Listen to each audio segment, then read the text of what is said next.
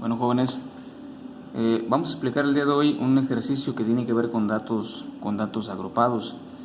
Como ustedes recordarán, la semana pasada vimos un ejemplo de datos no agrupados. Aquí algunos se preguntarán, bueno, ¿cuál es la condición para que yo, como estudiante, proceda y haga un problema en datos agrupados o en datos no agrupados? Cuando la situación presenta 30 datos o más, tendremos que recurrir a los datos agrupados. Y cuando la situación presenta menos de 30 datos, como en los casos pasados, sería por medio de datos no agrupados. Entonces, el hecho de agrupar los datos, como es en este ejemplo, significa que a veces son muchos y es mejor formar intervalos de clase para que la distribución esté un poquito más correcta. Entonces, esta situación que vemos aquí es una situación que presenta, perdón, se me movió un poquito, que presenta 48 datos. Dice el problema así: los siguientes datos representan la edad de 48 alumnos de una carrera profesional. Presente una tabla de frecuencias, calcula la moda, la media y la mediana, además de la varianza y la desviación estándar. Son más datos obviamente que en el problema pasado. Es un problema un poco más desarrollado, más laborioso. Por eso voy a hacer dos videos para que me alcance explicar todo el problema, porque si lo pongo en un video se me hace un poco tardado, pero sí voy a hacer lo más concreto que pueda, ¿no? A ver cómo sale. Espero que me entiendan, si no, pues ahí me preguntan las dudas por WhatsApp. Entonces vemos una situación que presenta, dice que la edad de 48 alumnos de una carrera profesional.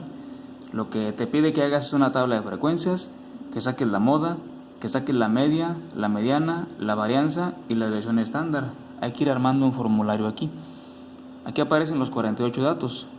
Se han de preguntar, bueno, ¿por qué están pintados de colores? Eso lo explico un poquito más abajo. Pero van a aparecer en el examen, si es que se los hago, los datos sin colorear. Uno los colorea para irlos clasificando según los intervalos. Ahorita les explico por qué los empecé a pintar más abajo. Perdón. Aquí, por ejemplo, si alcanza a ver un poquito abajo, es el paso número 1. Dice que hay que determinar el número de intervalos por medio de la regla de Sturges. Se ubica el dato mayor y el dato menor y se restan. O sea que lo que tengo que hacer yo como paso número 1 es determinar, como dice ahí, el número de intervalos de clase. Por intervalo de clase me refiero a lo que aparece un poquito más abajo acá. Los intervalos de clase son estos que aparecen en la tablita de aquí. Perdón. Estas situaciones que ven ustedes aquí, esto que está aquí, que voy a señalar, bueno, nada más esto, el amarillo, el azul, el rosa y el rojo, son los intervalos de clase. O sea que son como agrupaciones de números. Por ejemplo, del 25 al 29 es un intervalo, del 30 al 34 es otro intervalo, del 35 al 39 es otro intervalo, y del 40 al 44 es otro intervalo. O sea que son pequeñas agrupaciones de valores que almacenan una cantidad cierta de frecuencias, como lo voy a explicar más adelante. Entonces, volviendo al paso número 1, lo que tengo que hacer primero es, como dice claramente aquí el pasito aquí, yo tengo que determinar el número de intervalos, aplicando la regla de Sturges, que se las dejé de tarea. Y hay que ubicar el dato mayor y el dato menor de los datos que aparecen ahí arriba. En resumidas cuentas, yo tengo que, esta fórmula que aquí estoy señalando, pues la tengo que utilizar, porque esa fórmula me permite a mí sacar el número de intervalos. Dice que K es igual a R entre 1 más 3.22 por logaritmo de N. N se refiere al número de datos, en este caso que son 48 datos. Voy a hacerlo un poquito hacia arriba el problema para que veamos qué es lo que estamos haciendo aquí. Se mueve aquí un poquito este asunto. Bueno, ahí está. Entonces vamos a ubicarnos en lo que son las operaciones. Entonces aquí voy señalando, esto es lo que tengo que hacer es esto que está aquí. Si te fijan, arriba en la parte como numerador aparece un 41 menos 25. Quiere decir que el rango que tengo yo aquí, déjenlo marco mejor con un lapicero. El rango que aparece aquí, el rango hay que determinarlo ubicando el dato mayor, que en este caso el grupo de datos que aparece aquí, el dato mayor es el 41 y el menor es el 25. Si yo resto 41 menos 25, pues me da 16. Y abajo hay que saber teclear en la calculadora. Hay que meterlo como está aquí en la calculadora científica. Por ejemplo, hay que prender la calculadora. Por aquí la tengo yo por un lado. teclear el 1 más el 3.22, que es un dato universal, luego oprimir la tecla de logaritmo, es log, y entre paréntesis poner el 48 y luego cerrar ese paréntesis y le apretamos igual y me da la respuesta que tengo aquí, 6.413. Hay que poner por lo menos 3 o 4 decimales en esos decimales.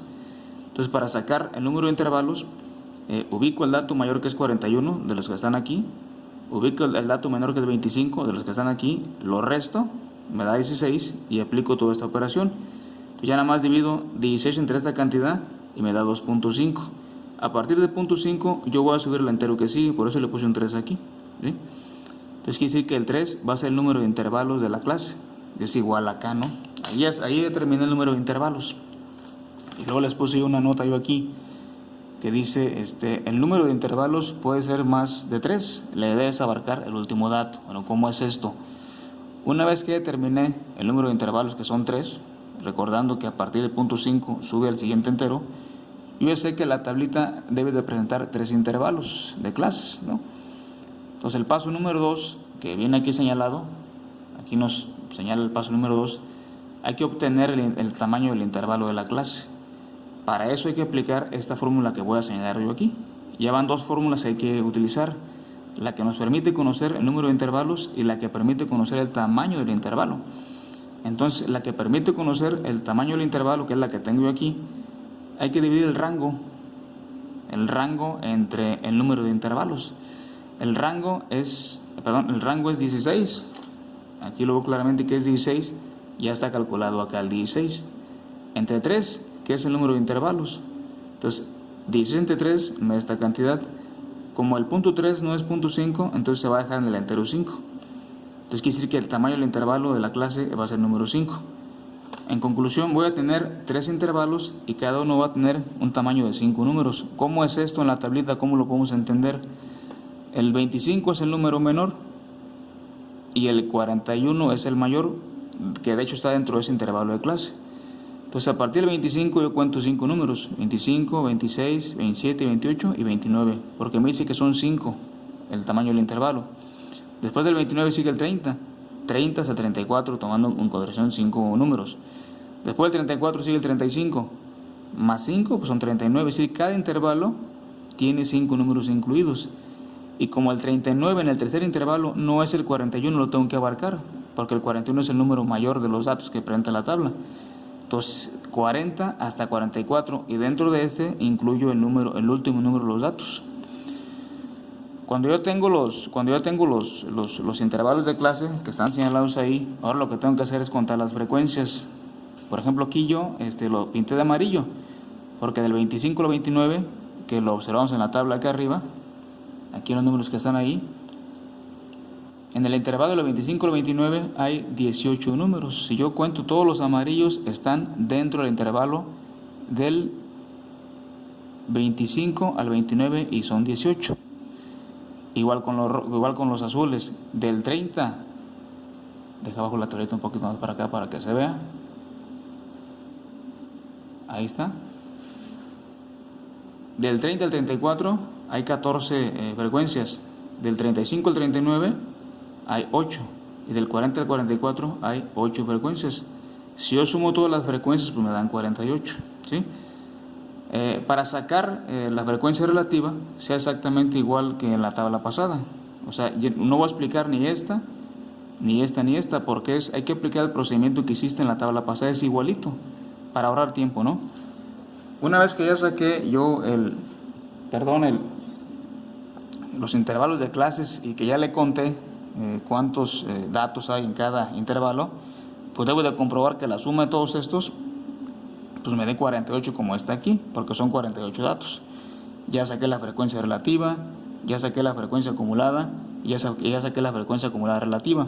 Lo que tengo que hacer es, después de aquí, es pasar a lo que me marca aquí.